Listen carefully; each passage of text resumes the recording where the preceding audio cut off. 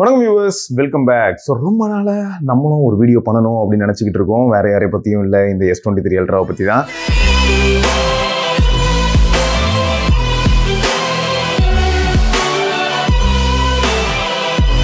But ஏன் பண்ண முடியல அப்படின்னீங்கன்னா, எப்போ பாரு இந்த டிவைஸ் தான் வந்து வீடியோ ரெக்கார்ட் பண்ணிக்கிட்டு இருக்கோம் போது இந்த டிவைஸோட ரிவ்யூ ரெக்கார்ட் பண்ணுறதுக்கு ஒரு நல்ல டிவைஸ் வேணும் அப்படின்றனால தான் இவ்வளோ நாள் வெயிட் பண்ண வேண்டியதாகிடுச்சு.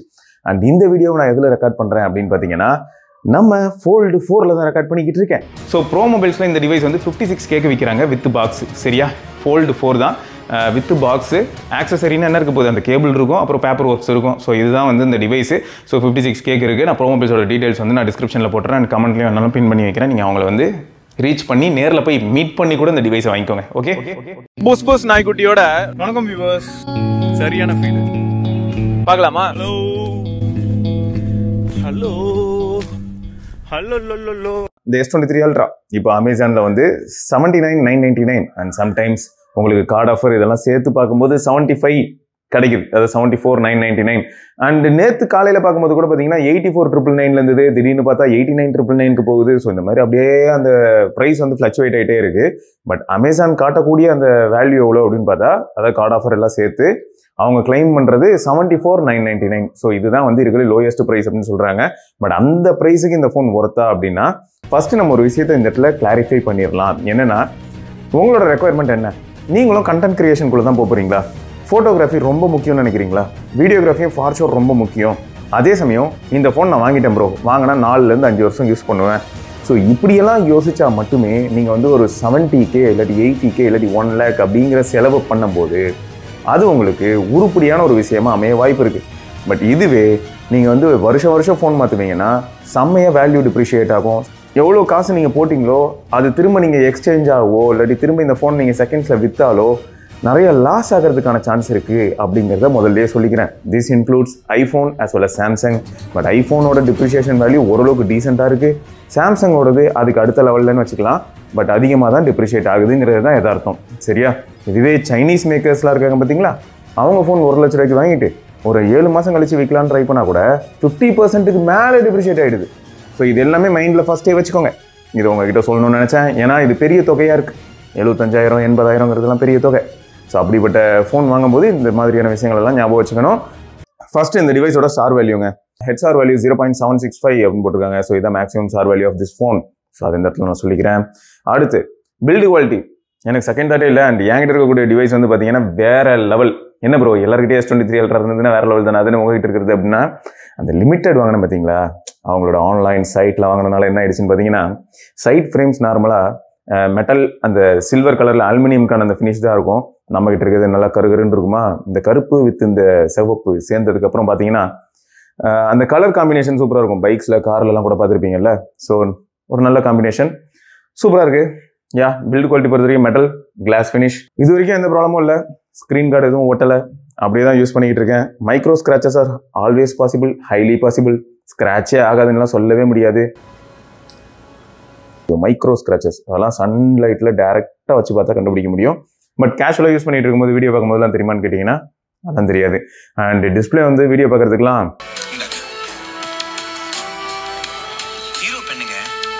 பார்க்க போனால் இந்த டிஸ்பிளேயும் S24 Ultra டிஸ்பிளேயும் கம்பேர் பண்ணுற நிலமெல்லாம் வந்தது.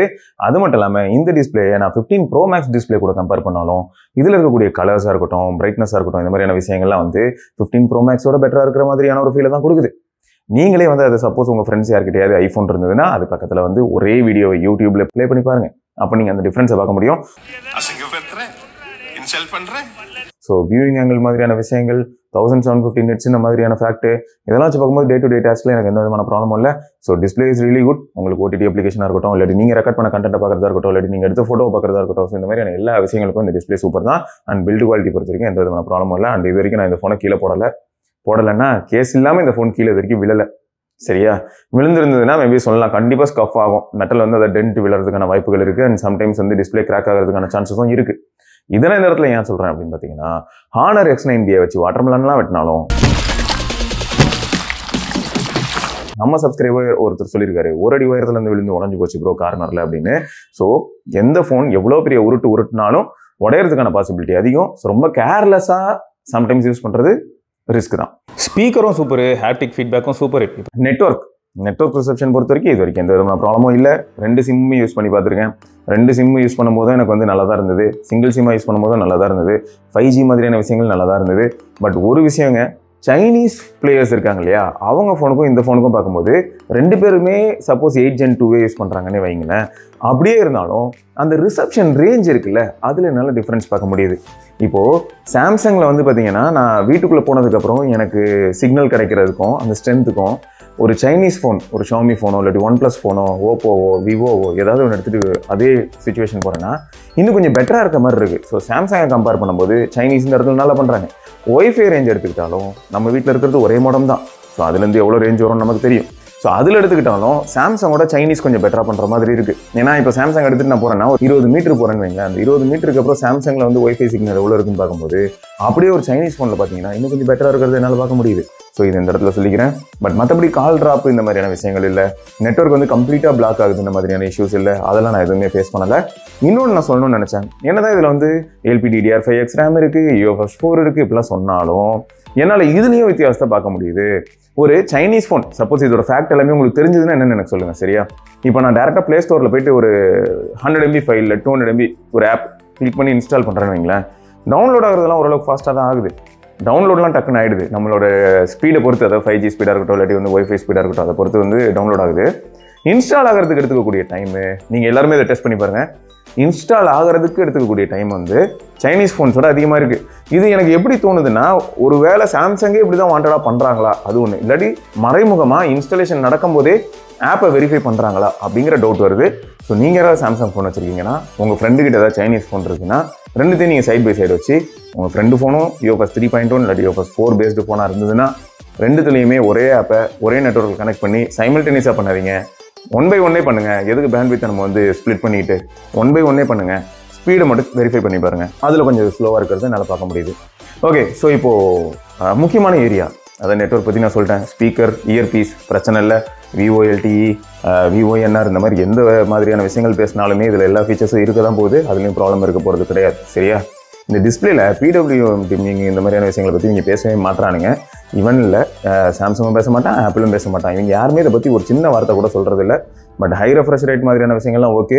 பட் இவங்களோட காம்படிஷனில் பாருங்களேன், இப்போ Realme GT60 மாதிரியான ஃபோன்லாம் கூட LTPO பேனல் அது மட்டும் சொல்லாமல் சம்டைம்ஸ் வந்து 0.5 ஹெர்ட்ஸ்லாம் போகும்னு சொல்கிறாங்க. பட் சாம்சங்கு 1.25 லட்சம் கொடுத்து வாங்குற ஃபோனில் கூட இந்த மாதிரியான இன்ஃபர்மேஷனை கொடுக்கறது இல்லைங்கிறது கொஞ்சம் வருத்தமான விஷயம் தான். சரி, அடுத்து இப்போ இதோட மெயின் ஸ்ட்ரென்த்துக்குள்ளே போகலாம். என்னென்னா கேமரா. ஸோ இப்போ ரியரில் எடுத்துக்கிட்டிங்கன்னா ஒரு 200 MP சென்சார் இருக்கும். இந்த 200ல் என்ன எந்தெந்த மாதிரியான இம்ப்ரூவ்மெண்ட் பார்க்க முடியுது அப்படின்னா, low light photography as well as low light videography வேற லெவல் சூப்பராக இருந்தது. இன்னொன்று என்னென்னா, ஃப்ரண்ட் கேமரா 40 MP பொசுக்குன்னு கொண்டு போய் இந்த 12 MP சொருகி விட்டாங்க. இது சம்டைம்ஸ் நல்லா பண்ணுது. சம்டைம்ஸ் எப்படி இருக்குன்னு பார்த்தீங்கன்னா, எந்த மாதிரினா இப்போ நல்ல வெல்லிட் சுச்சுவேஷனுங்க, அதாவது நல்ல பகல் வெயில் அடிக்குது. ஸோ இந்த மாதிரியான சுச்சுவேஷனில் நான் ஃப்ரண்ட் கேமராவில் 40 MP எடுக்கிற ஃபோட்டோக்கும் 12 MP எடுக்கிற ஃபோட்டோக்கும் வித்தியாசம் இருக்குமா இருக்காதா? ப்ராக்டிக்கலாக பேசுவேன், இருக்குமா இருக்காதா? இருக்குது. ஸோ இதுவே டைனமிக் ரேஞ்ச் ஆஸ்பெக்ட்லையோ இல்லை லோ லைட் சுச்சுவேஷன்லையோ அங்கெல்லாம் பார்த்தீங்கன்னா இந்த 12 MP கொஞ்சம் நல்லா பண்ணுதுன்னு சொல்ல முடியும். பட் இப்படி தான் கொஞ்சம் இங்கே விட்டு அங்கே பிடிச்சி, அங்கே விட்டு இங்கே பிடிச்சி, அந்த மாதிரி ஒரு மிக்ஸு. ஸோ அதை தவிர இந்த 3x 10 MP வந்து லோ லைட் சுச்சுவேஷனில் பாவம் அதுக்கு ஹேண்டிகேப்டு மாதிரி ஃபீல் ஆகும். அதே சமயம் இந்த 10x 10 MP அதுவும் வந்து கொஞ்சம் வேதனையை தான் அளிக்கும். ஏன்னா இப்போ நார்மலாக நீங்கள் ஃபோட்டோஸ் எடுக்கிறீங்க, நல்ல பகல் நேரத்தில் எடுக்கிறீங்கன்னு போதெல்லாம் இந்த சென்சார் எல்லாமே நல்லா பர்ஃபார்ம் பண்ணிடும். லைட்டு கொஞ்சம் கொஞ்சமாக மறைய மாலைக்கன் வியாதி வந்த மாதிரியே ஃபீல் ஆகும். ஸோ இதை கம்பேர் பண்ணும்போது இதே டைமில் வந்து X90 Pro மாதிரியான விவோ ஃபோன்ஸ்லாம் இது ஈஸியாக அவுட் பர்ஃபார்ம் பண்ணிடும். அண்ட் X100 Pro வந்து சீரியஸாகவே அவங்க சூப்பராக பண்ணிட்டாங்க. உள்ளே இருக்கிற அந்த 9300 நினச்சி மட்டும்தான் வருத்தப்படுறேனே தவிர X100 Pro இது கூட கம்பேர் பண்ணும்போது ஃபோட்டோகிராஃபியில் வேறு லெவல், சரியா? ஸோ மற்றபடி வந்து டே டைமில் நீங்கள் எடுக்க போகிற போர்ட்ரேட் ஃபோட்டோஸாக இருக்கட்டும் இல்லாட்டி மற்ற எந்த ஃபோட்டோஸாக இருக்கட்டும், ஃபோட்டோஸ் அப்படின்னு வரும்போது சூப்பராக பண்ணோம்.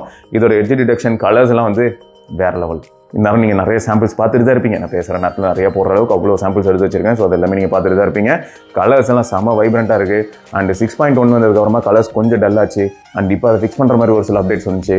ஸோ அப்படியே போய்கிட்டு இருக்குது. பட் ஓரளவுக்கு நல்ல நேச்சுரலாகவும் கொஞ்சம் கலர் பூஸ்டடாகவும் சாம்சங்கால் மெயின்டைன் பண்ண முடியுது. ஸோ வீடியோகிராஃபிங்கிற சைடு வரும்போது 8K வீடியோ வரைக்கும் நம்மளால் எடுக்க முடியும். 8Kல நல்ல இம்ப்ரூவ்மெண்ட் நம்மளால் பார்க்க முடியுது. 8K ஆனால் எவ்வளோ பேர் எடுக்க போகிறீங்கன்னு எனக்கு தெரியல. 8K யாராவது ஆல்ரெடி எடுத்துக்கிட்டு இருக்கீங்களாங்கிறது மறக்காம கமெண்ட்டில் சொல்லுங்கள். இப்போ என்ன எடுத்துக்கிட்டிங்கன்னா, நான் எடுக்கிறதே பாதி நேரம் 1080p வீடியோ தான். 4K வீடியோ எடுத்தால் அதுக்கேற்ற மாதிரி நல்ல பிசி இருந்ததுன்னா நம்ம எடிட் பண்ண முடியும்.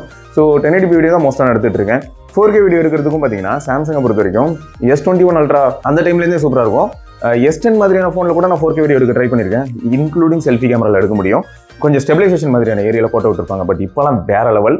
அதாவது S23 Ultra எடுத்துக்கிட்டிங்கன்னா உங்களுக்கு சூப்பர் ஸ்டடி மோட் இருக்குது. சூப்பர் ஸ்டடி மோடில் நீங்கள் வந்து 2K வீடியோ எடுக்க முடியும். அண்ட் நீங்கள் ஃப்ரண்ட்டில் வந்து செல்ஃபி மாதிரி எடுக்கிறதா இருந்தால் கூட Ultra HD 60 FPS வரைக்கும் புஷ் பண்ண முடியும். ரியர்லையும் பார்த்தீங்கன்னா நீங்கள் Ultra HD வீடியோலாம் எடுக்க முடியும். பிட்வீன் சென்சார்ஸ் ட்ராவல் பண்ண முடியும். டேரக்டர் வியூ மாதிரியான விஷயங்கள் நீங்கள் யூஸ் பண்ணலாம். ஸோ நிறைய ஃபீச்சர்ஸ். கேமராவை பற்றி மட்டும் நான் பேசுகிறதா இருந்தால் பேசிக்கிட்டே இருக்கலாம், அந்தளவுக்கு நிறைய இருக்குது. அதுவும் வீடியோகிராஃபி ஸ்பெசிஃபிக்காக சொல்லணும்னா நிறைய இடங்களில் வந்து முன்னெல்லாம் நாங்கள் என்ன தெரியுமா சொல்லுவோம், 10R வந்த டைம்லலாம் ஐஃபோன் அடிச்சுக்க ஆள் இல்லைன்ற மாதிரி தான் இருந்தது அந்த HDR ஆஸ்பெக்டில் பார்க்கும்போது. பட் இவங்க அடுத்தடுத்து அப்டேட் கொடுத்தாங்க. S10 சூப்பராக வீடியோ இருக்கும். சீரியஸாக சொல்கிறேன், S10 Plus மாதிரியான ஃபோன் நீங்கள் வச்சிருக்கீங்கன்னா அதில் 1080p வீடியோ எடுக்கிறீங்கன்னா சூப்பராக இருக்கும். ஸ்டெபிலைசேஷன் வந்து 4K சொதப்போம். பட் ட்ரைபாடில் ப்ளேஸ் பண்ணி 4K எடுத்தீங்கன்னா தெறிக்க விட்டுரும். ஸோ அந்த கலர் சயின்ஸ் இதெல்லாம் கொஞ்சம் நல்லா பண்ணுறாங்க. இப்போ யார் தெரியுமா சீரியஸாக வீடியோவில் சூப்பராக பண்ணுறா, யாருமே எதிர்பார்த்துருக்க மாட்டோம். பிக்சல் நல்லா பண்ணுறாங்க, தெர்மல் மேனேஜ்மெண்ட் மட்டும் தான் வீக்காக இருக்குது. மேபி Pixel 10 அவங்க மார்க்கெட்டை லீட் பண்ணுறதுக்கான சான்ஸ் இருக்குது. பட் அதை அவங்க பண்ணுவாங்களா அப்படிங்கிறது எனக்கு சத்தியமாக தெரியல. ஸோ ஓவராலாக வந்து நிறைய விஷயங்கள் பண்ணணும். எல்லா பிராண்டும் எப்படி பண்ண போகிறாங்கன்னு பார்ப்போம். ஸோ இந்த இடத்துல நிறைய பிராண்டை பற்றி பேசுகிற மாதிரி இருக்குல்ல. சரி, ஓகே. ஸோ இப்போ கேமராக்காக வாங்குறீங்க, அது வீடியோகிராஃபிக்காக வாங்குறீங்கன்னா இந்த ஃபோன் எக்ஸல் ஆகிடும். சரியா? இதே ஃபோட்டோகிராஃபிக்காக வாங்குறீங்கன்னு போது நைட் டைமில் கொஞ்சம் சொதப்படுறதுக்கான வாய்ப்பு இருக்குன்றதை ஞாபகம் வச்சுக்கோங்க. அதுவும் முக்கியமாக 3X and 10X. சரியா? ஸோ அடுத்து என்னன்னா பெர்ஃபார்மன்ஸ். 8 Gen 2 கேமிங் மாதிரியான விஷயங்கள்லாம் இந்த ஃபோனில் நான் வாண்டடாகவே ட்ரை பண்ணேன். இப்போ Genshin Impact மாதிரியான கேமாக இருக்கட்டும், இல்லாட்டி புதுசாக மார்க்கெட்டில் ஏதாவது கொஞ்சம் நல்ல ஹை கிராஃபிக் கேம் வருதா, அதுவும் அப்புறம் Asphalt 9 புது வெர்ஷன் ரிலீஸ் ஆகிருக்கு, ட்ரை பண்ண. இந்த மாதிரி ஏதாவது புது கேம் வருது, ஹை எண்ட் கேம் வருதுனாலே நான் இதில் வந்து இன்ஸ்டால் பண்ணி யூஸ் பண்ணுவேன். செம்ம எக்ஸ்பீரியன்ஸ். சொல்ல போனால் பீச் பக்கி மாதிரியான கேம் இருக்குல்ல, அந்த கேமை இதில் விளையாடுறதுக்கும் மற்ற ஃபோனில் விளையாடுறதுக்கும் நல்ல வித்தியாசம் பார்க்க முடிஞ்சுது. எந்த மாதிரி சொல்கிறேன்னா, இப்போது ஒரு Vivo X100 Proவில் விளையாடுறதுக்கும் Vivo X100 Pro பாருங்க 9300, அதான் லேட்டஸ்ட் SoC, அதான் Dimensity சைட்லேருந்து. பட் 8 Gen 2 கொஞ்சம் பழசு தான். அதை கொஞ்சம் பழசுனா ஒரு வருஷம் பழசுன்னு வச்சுக்கோங்க.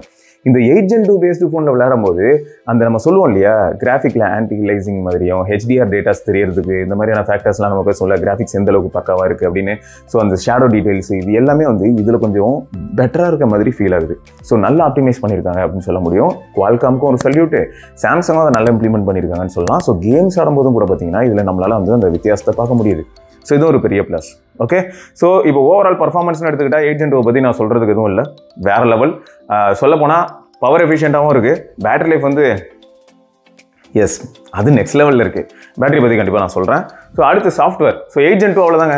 8 Gen 2 is good. Okay, so அடுத்து என்னென்னா சாஃப்ட்வேர். One UI ஃபீச்சர்ஸ் எல்லாமே நீங்கள் யூஸ் பண்ணி பழகிட்டீங்க, அதுவும் குட் லாக் மாதிரியான விஷயங்கள்லாம் பழகிட்டீங்கன்னா ரொம்ப கஷ்டம். அதாவது இந்த அளவுக்கு கஸ்டமைஸ் பண்ணி ஆப்டிமைஸ் பண்ணி யூஸ் பண்ணிட்டு பழகிட்டீங்கன்னா இந்த மாதிரிலாம் இஷ்டத்துக்கு தீம் வைக்கிறது என்னென்னாலும் பண்ண முடியும். இதெல்லாம் பார்க்கும்போது எனக்கு இப்போ எப்படி இருக்குன்னா, சைனாக்காரனே வந்து சாப்பிட்ருவோம் போல போகிற போக்கில். ஆனால் சைனீஸில் எனக்கு தெரிஞ்சு இன்றைக்கும் தீம் மாதிரியான கஸ்டமைசேஷனில் லெஜண்ட் வந்து ஹைப்பர்வைஸ், அதாவது MIUI அண்ட் ஹைப்பர்வைஸ் தான். அவங்க கிட்ட இருக்கிற அளவுக்கு ஃப்ளெக்சிபிளாகவும் நிறைய பாசிபிலிட்டிஸ் வேறு யார்ட்டையுமே இல்லை. BBK ஃபேமிலி சாம டோட்டல் வேஸ்ட் இந்த விஷயத்தில். தீமுங்கிற ஒரு விஷயத்துக்குள்ளேயே அவங்க தலை வச்சு படுக்கக்கூடாது, அந்த பக்கம் வந்தாங்கன்னா அடிச்சு துரத்திடணும், அந்த மாதிரி தான் பண்ணி வச்சிருக்காங்க. ஸோ இவங்களும் சரியான இம்ப்ரூவ்மெண்ட்டுங்க. இந்த மாதிரியான ஏரியாவில் நிறைய கஸ்டமைசேஷன் பண்ண முடியும். ஸோ குட் லாக் யாராவது யூஸ் பண்ணுறீங்கன்னா உங்களுக்கு நல்லாவே தெரியும்.